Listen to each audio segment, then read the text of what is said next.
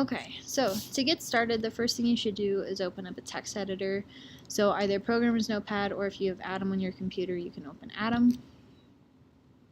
Once you open your text editor, you're going to want to make a new file. So File, New File.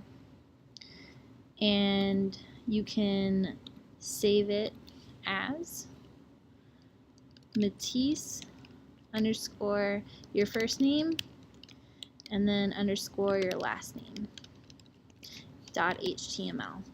And you want to decide where to save it, either your desktop or your documents. I'm going to save it right now on my desktop.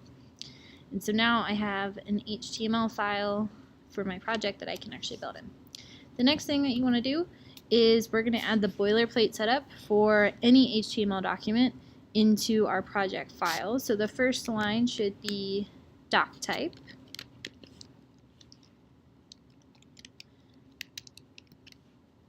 And then we need our opening HTML tag, an opening head tag. I'm going to go ahead and put the closing head tag and the closing HTML tag. Inside the head tag, we want to have a title tag.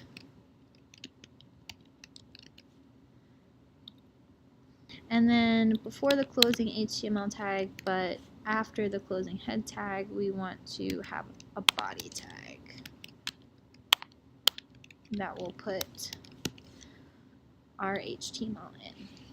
Press Control S to save. And in between these title tags, we should probably give our project a name. We'll call it Jackie, or your first name's Cutout Art App. Perfect.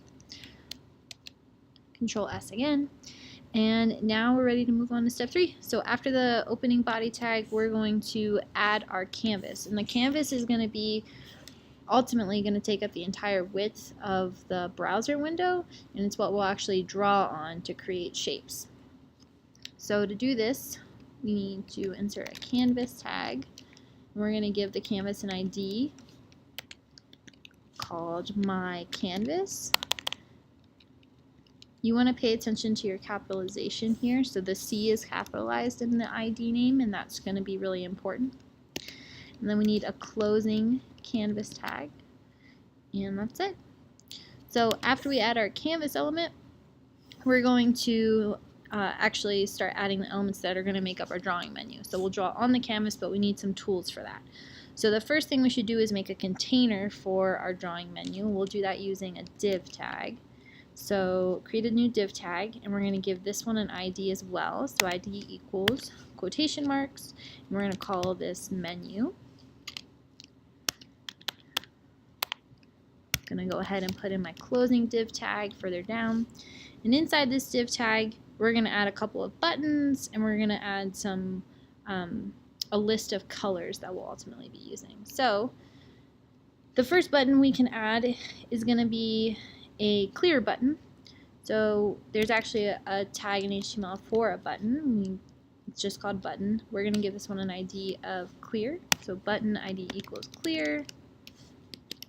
This tag does need something between it. So if we want the words clear to show up, we actually need to write clear and then put a closing button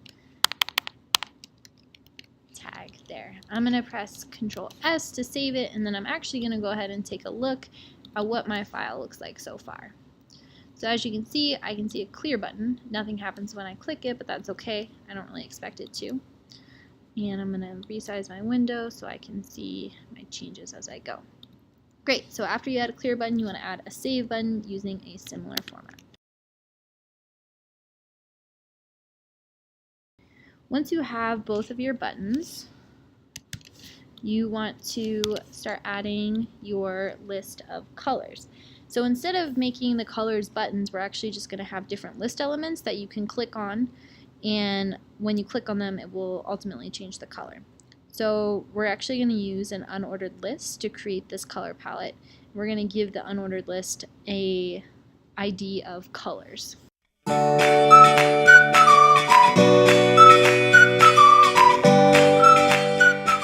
So inside of this unordered list, we actually need to add some list items that are for the colors in the palette. I'm going to add one for red, blue, and green, but you should add a list item for each color that you've picked out in your planning process. So LI tag, and inside of these list elements we are going to have an A tag that will be a link to that color, blue. So you want to give it a title and a class, and the title and the class should be set to the same value. So since this is going to be a blue color, I'm just going to call the title blue and the class blue. You don't need anything between the opening and closing A tags and LI tags. They're just going to be empty for now. We'll format them with CSS later so they actually look like color buttons.